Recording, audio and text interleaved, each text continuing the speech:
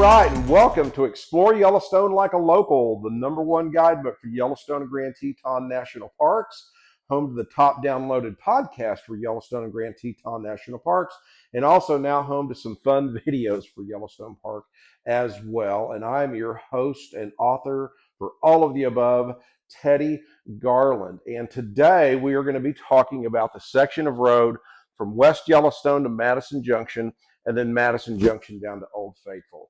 And there is more stuff to do in this one section of road from Madison Junction down to Old Faithful than the rest of Yellowstone Park combined. It takes about 2 days to see everything in here, and there's 2 chapters in the guidebook.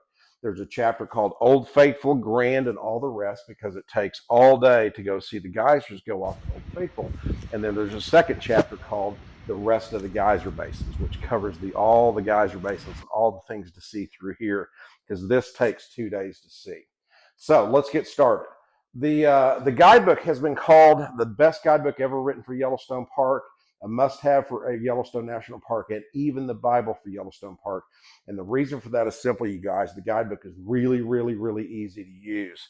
And what it does is it breaks the enormous size of Yellowstone Park down into manageable bites or areas that you can do today. And in today's video, we're going to cover driving the section of road from West Yellowstone to Madison Junction down to here. And remember, we're not going to get into what the guidebook covers, because the guidebook covers when you get parked at Old Faithful, the guidebook tells you everything you need to do to go have a great day watching geysers go off. I even tell you where to park, how to get the predicted times. And then I tell you how to work the geyser basin, how to keep an eye open for geysers like Beehive that are not predictable, but I know how they will erupt and how you guys can get to go see those. And then I tell you guys which geysers are your priorities and which ones are not. Tell you the best place to watch Old Faithful go off from and all that. All that information is in the guidebook. In the podcasts and in this video, I cover what's on the section of road from the West Gate to Madison Junction, and then Madison Junction to Old Faithful, getting to your geyser day. And then in the other chapter, all the rest of the other geyser basins, we cover the area from Old Faithful north in the guidebook. And in this video, we're just going to kind of gloss over everything. Remember, the guidebook is the cake. The podcast you guys can listen to and this video are just a little icing on the cake. You don't need to listen to any of the podcast or even watch this video. All the information you need to pull off those 2 great days in Yellowstone Park is in the guidebook. So let's kind of get into how big Yellowstone Park is before we get started. Yellowstone Park is 3,500 square miles, sits in 3 states. Yellowstone Park was established before Wyoming, Idaho, and Montana even existed. You can fit 14 New York cities inside the boundaries of Yellowstone Park. It's bigger than the size of Connecticut. And it catches everybody off guard how big Yellowstone Park is. So you must break Yellowstone Park down into areas that you can easily and enjoyably visit in a single day.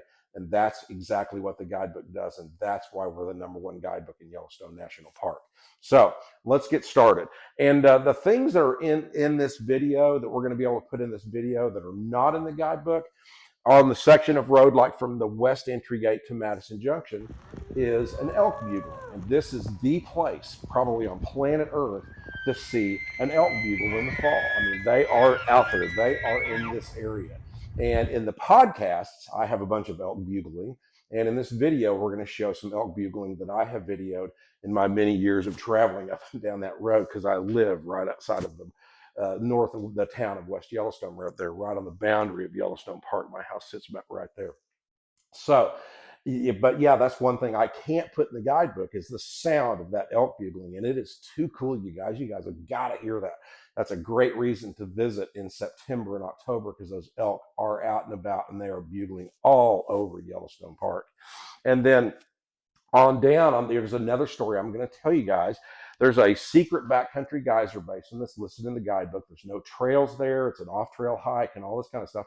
And I'm going to tell you guys how I found that. Those are the things that are simply, I can't put in the guidebook, can't put an elk bugle in the guidebook. And I also put some stories in there in these videos and in these podcasts and on the cover from the Madison Junction to Old Faithful section of road that are simply too lengthy to put in the guidebook. So that's what's going to be in this video and on those podcasts. You don't have to listen to either one of those. All you have to do is pick up a guidebook, and it'll tell you everything you need to know to have a great day watching geysers go off. And then on your next day, it'll tell you everything you need to do to visit this great area, this action-packed section of road between Madison Junction and Old Faithful. So let's get started. And hopefully you guys are staying in and around the town of West Yellowstone, because it is right on the boundary and it gets you right to the action, just immediately in the action down here. I mean, Jackson Hole is down here on the floor. It takes 3 to 4 hours to get up to Old Faithful. And who wants to spend 6 to 8 hours in their car needlessly when you can just go bam and you're there? You're where all the action is by staying out here. Plus, rooms are about half the price in and around West Yellowstone than they are down in Jackson Hole. So I'm not going to get into that. I covered all that in my Planning Your Yellowstone Vacation podcast, and all that information is, of course, in the guidebook for you guys. So when you guys get your pass, and we have all the information how to get your pass on your phone, or you get your pass picked up in town, or however you guys want to do it. But I also tell you when you need to get through the gate, depending upon what time of year you're visiting, so you can get out in front of all the cars. Leaving, we've done everything we want to do. Swam at Gibbon Falls, hiked to the Gibbon Meadow Geyser Basin, and all that stuff. We came through the gate this morning about 6:30, and there were 3 cars in front of us. It took us less than 1 minute to get through the gate. This is Saturday on Labor Day weekend, and it is 12:20. The line has usually died down by now, you guys. This is at 10 o'clock. I can't imagine how far it went back into town.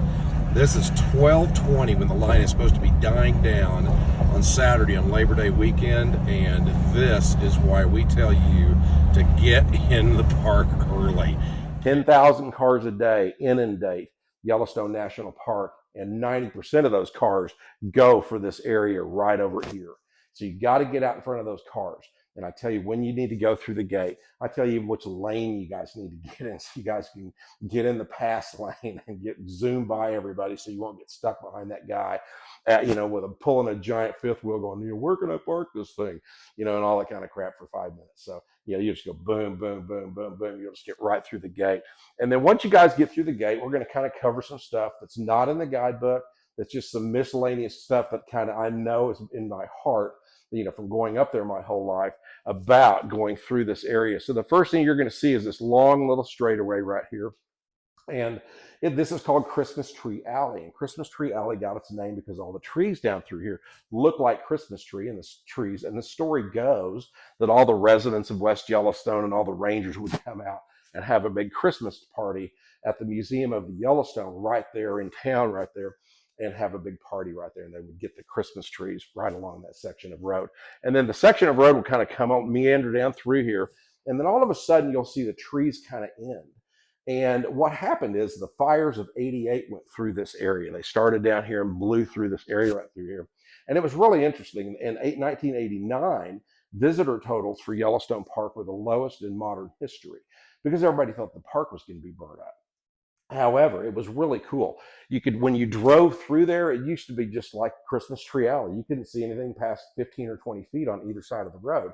But you get down to this area now and you go, wow, you can see everything. You see Mount Holmes off here in the distance and everything. You can actually see the firehouse on top of Mount Holmes, the fire watch tower up there on top of Mount Holmes. When you get to these areas right here, you look over there and see that little tiny building on top of that thing.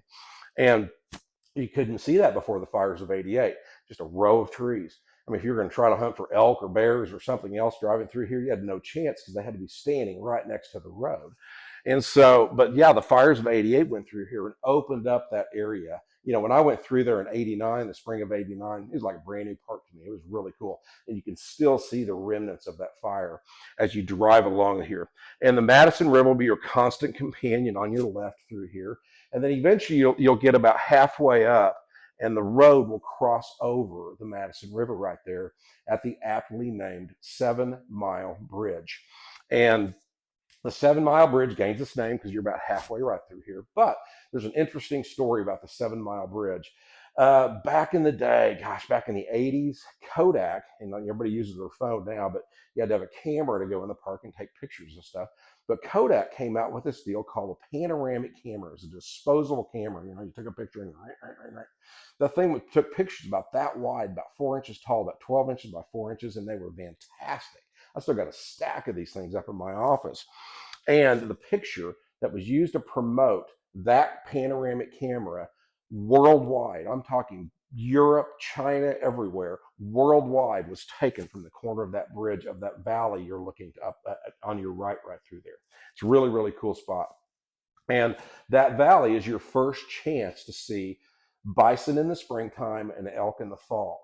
And see some of the big game items that congregate Yellowstone Park right through here. However, that valley is big. It's about a mile wide and about 2.5 or 3 miles long from that bridge. And the river kind of meanders through there, and it kind of pushes all of the animals to the far side of the valley. So unless there's some animals close up, you'll see a big turnout right there on your right. A lot of people stop at that turnout because it's the first big turnout and the first area where you can look out there and see some animals way out there. But generally, they're way out there. So if they're not right up by the road, don't stop. All right, so continuing on down the road, the Madison River will be on your right now. And it's really, really, really pretty through here. And as you kind of continue on, you'll see a sign for Mount Haynes. And Mount Haynes is on your right. It's kind of this nondescript, kind of bluff looking thing. But the thing is interesting about Mount Haynes is you are just entering the caldera right through here. The caldera kind of runs through right through here. And Mount Haynes is an old lava flow. And so that you just kind of it gives you the spot where you're now entering the caldera of Yellowstone Park. And basically from Mount Haynes on for the rest of your day, no matter where you're going in Yellowstone Park, except on the very north end, you're driving on top of the world's supervolcano. And it's really cool. I mean, you're hiking, driving, vacationing on top of the second largest supervolcano on Earth. And it's really, really cool. So Mount Haynes is a good little spot. There's no reason to stop. Just kind of keep on trucking. And then pretty soon the road will kind of keep winding around. And then you'll be up at the second meadow. And the second or upper meadow is really, really pretty. It's much smaller. It's much narrower. That's the best place to see those elk bugle in the fall. Always bison there in the springtime. They kind of migrate from Lake Hebgen over here and kind of come up through here. And that's the kind of their migratory route. And comes up there. Great place to see bison up close in the spring, elk in the fall. That second meadow is without question the place to hear elk bugling probably on planet Earth. And so this is the spot, and that's where some of the videos we're going to post for you guys will be from that spot. And so once you continue on, you'll get to the end of that meadow, and there's the last pullout on your right was my first stop when I was guiding people through the park. And what you can do with the help of the guidebook is you can tell everybody in your group the story of the three brothers. And I'm not going to get into too much detail about that here, but the story of the three brothers was instrumental in getting Yellowstone Park named the world's first national park. Without those three brothers visiting Yellowstone National Park back in the day, the Hayden expedition doesn't occur. And so the story of the three brothers is a real good, heartfelt story, and all of it's in the guidebook. Every time I drive that section of road past that last turnout on the right, I see somebody out there with my guidebook, and they've got 6 or 8 people gathered around, and they're reading the story of the three brothers, because you can see everything that's happening right there and where they camped, and National Park Mountain's right there. And the reason National Park Mountain is named National Park Mountain is because of those three brothers. But I tell that really, really, really important story and really good story in the guidebook for you guys. And then all of a sudden, you're at Madison Junction. And Madison Junction hits the west side of the lower loop. For you guys that are unfamiliar with Yellowstone Park has 2 loops, the upper loop and the lower loop. It looks like a big figure 8. Kind of see that right through there. And so you're hitting the lower loop right here. And that's only about 15 miles from there to Madison Junction. And then from Madison Junction down to Old Faithful is again 15 miles. But if you guys don't get in the gate at the right time, this little short 15-mile section of road can take you 2 to 3 hours to drive. And I'm not kidding you a bit. There's nothing worse than getting stuck in traffic in Yellowstone Park, because by the time you're stuck in traffic, moving a little bit, you get up there and whatever animal it was is gone. So you got to take heed of all the tips I've got in the guidebook of when you guys should get through the gate, depending upon when you visit Yellowstone Park, so you can get out in front of those 10,000 cars. Because remember, if there's 10,000 cars in Yellowstone Park, 9,000 of them are going to be congregating in this area. but in the guidebook, I tell you guys how to stay out in front of all those cars. So we're going to combine. The next podcast is from Madison Junction to Old Faithful. And we're just going to gloss over everything that's in the guidebook. Remember, the guidebook's the cake. These videos and the podcast are icing on the cake, where I can tell you guys some stories like the 7 Mile Bridge. I can put a picture of an elk bugling in this video, or a video of an elk bugling in this video.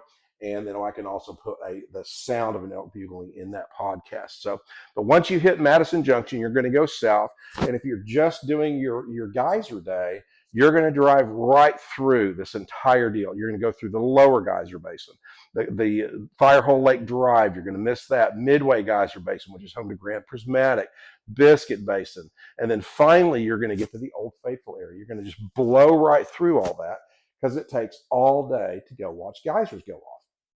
So, but we're going to just kind of gloss over everything and combine those 2 chapters in the guidebook in this video for you guys real quick. So you're going to come down through here, and the first thing you're going to see on your right is the turnoff for Firehole Canyon Drive, just right after you cross over the Gibbon River right there. And the Gibbon River comes from up here at Greb Lake over by Canyon area, swings down through here, goes over Gibbon Falls and all that stuff.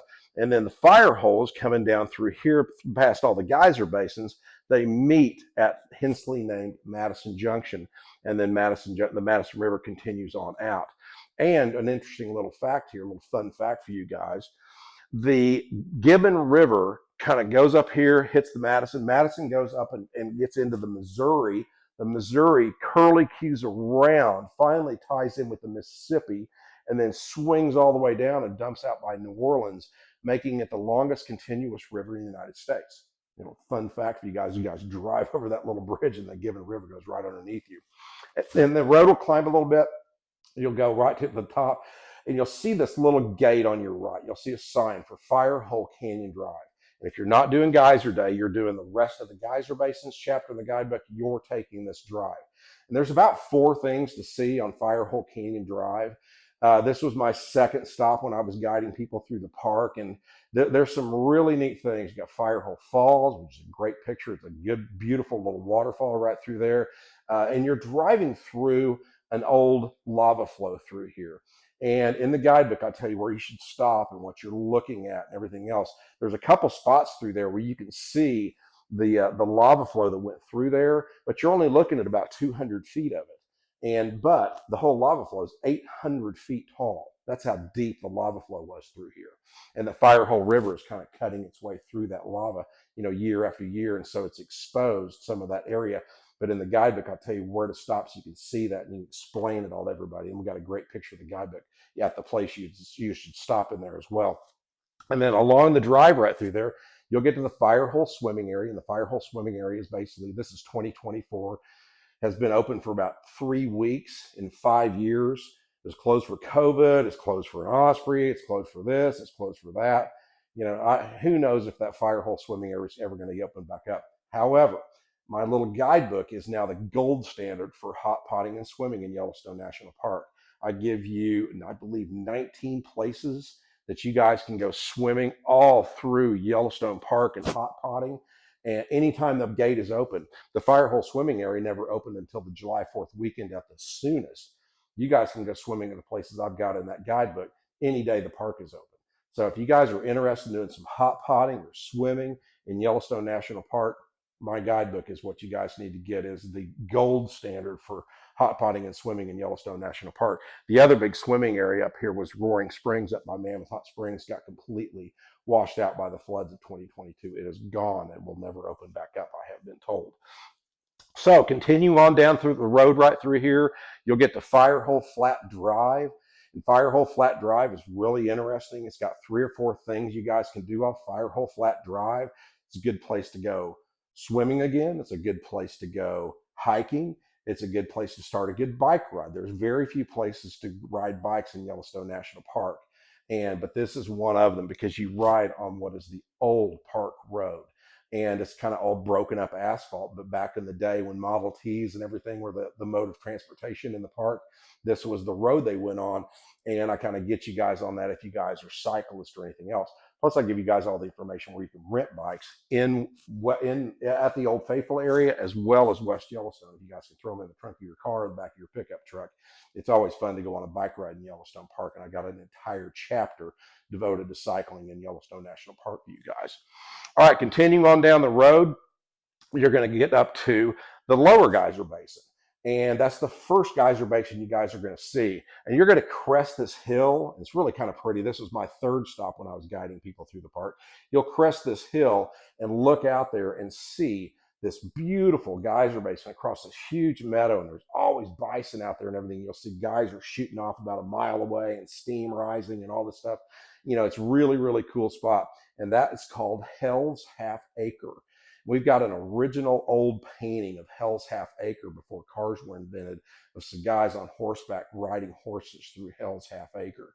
It's really cool. It's a really cool spot, you know, to see that. I always thought it was kind of like how time began. You can see the earth bubbling up stuff out of the ground, and there's bison walking around. It's really cool. That was my third stop when I was guiding people through the park, was to stop at Hell's Half Acre. There's no signs or anything else. You got to know where that is, and I get you guys to all that in the guidebook. But you'll come up to the fountain paint pots, which are at the lower geyser basin.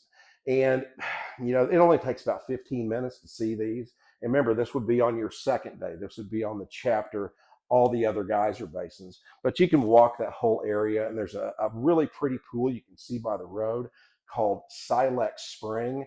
And in the guidebook, I tell a really interesting story about a man who tried to save his dog from Silex Spring and ended up getting killed jumping into Silex Spring. And that story is in the guidebook, so I'm not going to cover it here. But the fountain paint pots are pretty cool. They probably got the largest paint pot, you know, mud bubbling up in the park right through there. And so that's worth seeing, but it only takes about 15 minutes to walk that entire basin right there. And then you'll pull up and you'll see the turnoff on your left for Firehole Lake Drive. And Firehole Lake Drive's got some interesting things. The first thing you're going to come to is Great Fountain Geyser. And Great Fountain Geyser is predictable. They'll have times for it at the Old Faithful Visitor Center up here, and I explain all that to you guys in the guidebook. And Great Fountain's badass. On a major eruption of Great Fountain, that thing will shoot up upwards of 200 to 250 feet in the air, and you're about 25 feet from the center of the cone on the walkway, the boardwalk right there. I mean, you're right next to it. You know, the drawback with Old Faithful, and everybody wants to see Old Faithful, is you're about 200 to 250 feet away from the cone, and it only lasts about a minute and a half or 2 minutes. It's very short-lived. It does go off every 90 minutes, but you're way, way far away. When you guys get to Old Faithful, I tell you the place to get closer to the cone where there's no people.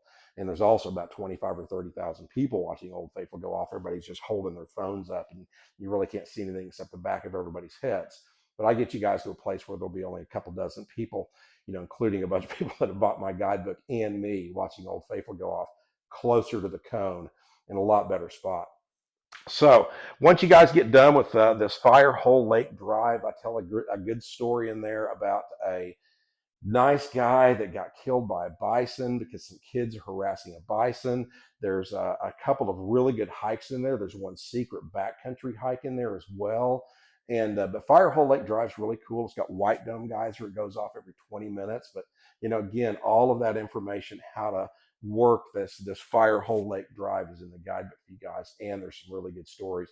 And one of the four secret backcountry geyser basins I've got listed for the guidebook for you guys is on Firehole Lake Drive. It's really, really cool to get away from all the people and be able to sit back and see what Yellowstone Park, you know, should be like without, you know, thousands of people crowding around you. You guys can have it all to yourselves.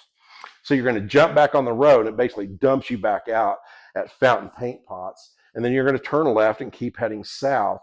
And then you're going to come up to the next thing you'll see is the parking lot for Midway Geyser Basin. And Midway Geyser Basin used to be the main parking lot to go see Grand Prismatic. Grand Prismatic is the largest, most photographed pool on planet Earth. It is unbelievable. The colors are just magnificent of Grand Prismatic. But from the Midway Geyser parking area, you'll take the boardwalk and it'll get you to the edge of Grand Prismatic. And Grand Prismatic is as big as a football field, round. It's huge. And you can only see steam even on a hot day in July and August. You can't see more than 20 or 30 feet out across her. You can't see. You need to get up high and look down at Grand Prismatic to see all the colors and see all the bacterial mat, how the colors change around that bacterial mat as the hot water seeps away.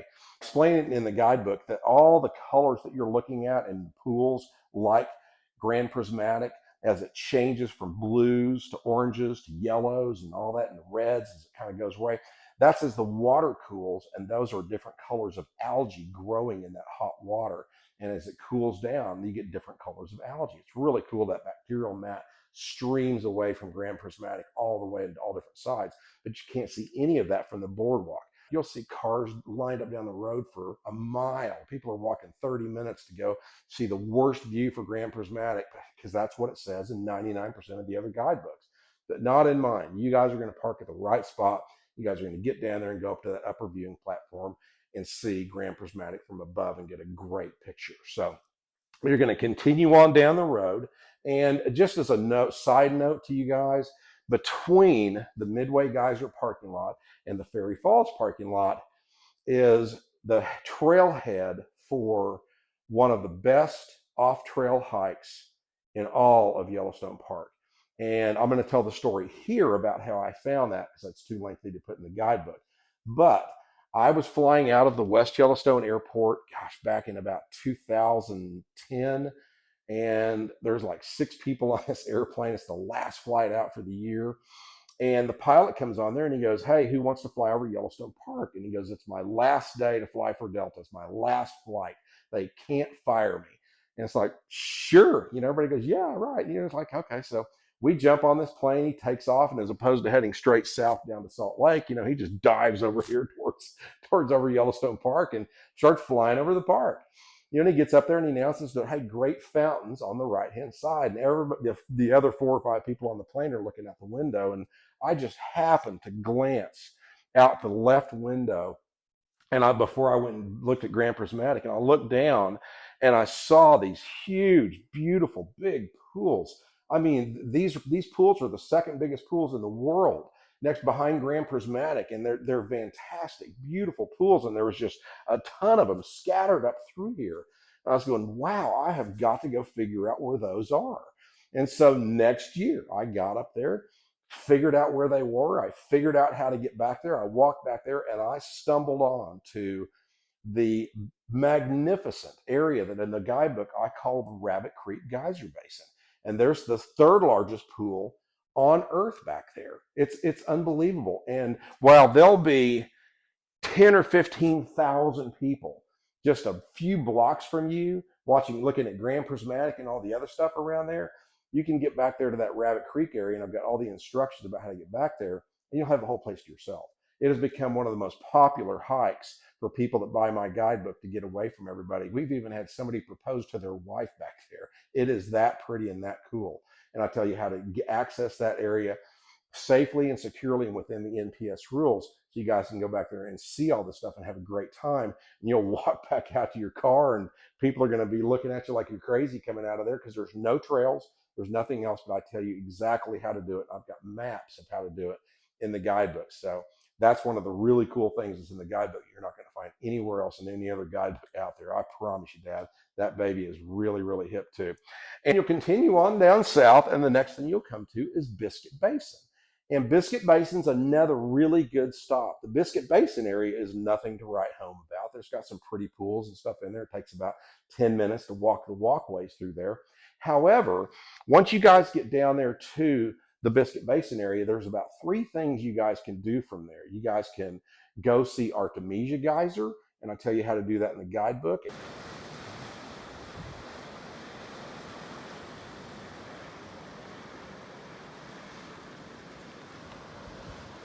And you can also go up to Mystic Falls. And Mystic Falls is a beautiful waterfall. It's only about a 15-minute hike. It's suitable for the smallest hiker in your group. And I cover all of that in the guidebook. And then I also cover it's where it's a great place to go swim. There's a good hot pot right there. There's 2 or 3 other hot pots along this trail I tell you guys about in the guidebook. So there's a lot of stuff you guys can do from that Biscuit Basin parking lot. And you guys can jump on the Old Park Road and access the northern end of the Old Faithful Geyser Basin as faster than you could from parking at the Old Faithful Inn and walking down. Like if you wanted to see just Riverside or Daisy or Grotto or Morning Glory Pool, it's faster to park down here at Biscuit Basin than it is to park at the Old Faithful area with 25 or 30 other thousand people. You'll be walking on this trail with me, and those are some of the things that's in the guidebooks, to kind of get you away from people, to get you guys to some really cool pools and get you guys away from all the crowds. That's one of the impetuses of the reason I wrote the guidebook for you guys. So, but that Biscuit Basin's got 3 or 4 things, and they're all listed in the guidebook that you guys can do right through there. And so from Biscuit Basin, you'll come on down the road. You'll see Black Sand Basin. Black Sand Basin's pretty. It's got a really cool little geyser that shoots off water right into the little Firehole River right there. It takes longer to park than it does to walk the Biscuit Basin parking lot. And then before you know it, you're at Old Faithful. Old Faithful's literally about 100 feet past the turnoff for Biscuit Basin, the exit for Old Faithful. So when you guys get to Old Faithful, this video, the podcasts, everything stops and the guidebook takes over. There's no crazy stories or anything else in the guidebook because it just becomes too lengthy to put those stories in there like I told you guys here. But once you guys get to Old Faithful, I tell you where to park, how to go get the predicted times, and I call it working the geyser basin. And so you guys got to remember that geyser basin's huge. Once you park at Old Faithful, and you guys, we've got a great map in the back of the guidebook. We have a map in the guidebook that shows the entire basin all the way to Biscuit Basin instead of just half of it like they give you at the visitor center, which stops at Morning Glory Pool, because there's some really cool stuff from Morning Glory Pool all the way up to Biscuit Basin, including Artemisia Geyser, which erupts every day. And I tell you guys how to watch for that in the guidebook. But, we've got a really good map in there. And, once you guys get to the geyser basin, I tell you which geysers are your priority. And your priority is Grand. Grand is the largest geyser on Earth. It erupts about every 7 hours. So it is your priority. And don't forget, you will not miss Old Faithful. You're going to be here basically all day long. You'll see Old Faithful erupt 3 or 4 times. And when you do watch the granddaddy of them all erupt, like I mentioned earlier, I tell you where you should watch it from. It puts you about 100 feet closer to the cone. The walkway just swings up over there, where I've always watched as a kid. I know which way the wind blows through there, so you can get a great view of the geyser erupting and the steam rolling back towards about half of the crowd down there on the boardwalks and everything, where everybody's crowded in. There's 20 or 25 or 30,000 people down there. The wind blows towards them, and they can't see the water shooting out of the ground. But I get you to the place where you can see the water shooting out of the ground. And there'll only be about a dozen people over there, and half of them are going to have my guidebook under their arms every time I sit down over there to watch the granddaddy of them all erupt. If there's always somebody comes up, taps me on the shoulder, man, love your guidebooks. Like, all right on, man. You guys are over here watching it with me. The other people you're going to see watching it from that spot are rangers, because they know the best spot to watch Old Faithful go off from, just like I do. And so just like you guys do by the guidebook. And then all the other geysers, I cover all the other geysers in this area for you guys. I tell you what to look for on Beehive, how the indicator cone will tell you when Beehive is going to erupt 10 minutes before it goes off, and how you need to get over there. And you guys got to remember, Beehive and all the other ones, they erupt for 10 minutes, 15 minutes, not like Old Faithful goes off for about a minute or a minute and a half. Old Faithful is honestly about the 3rd or 4th best geyser in this area. And, but you get over there to Beehive. Beehive is going to go off while you are there. And I tell you where to get over there. You can get sprayed with water. It's incredible. Beehive went off. This is 2024. Fall of 2023, we were there. We were over there waiting for Grand to go off. I knew when Beehive was going to erupt. So we ran over there to Beehive. The sun was just perfect. And Beehive is literally about 20 feet from the boardwalk. And when it erupts, it shoots water almost 250 feet in the air for 10 minutes.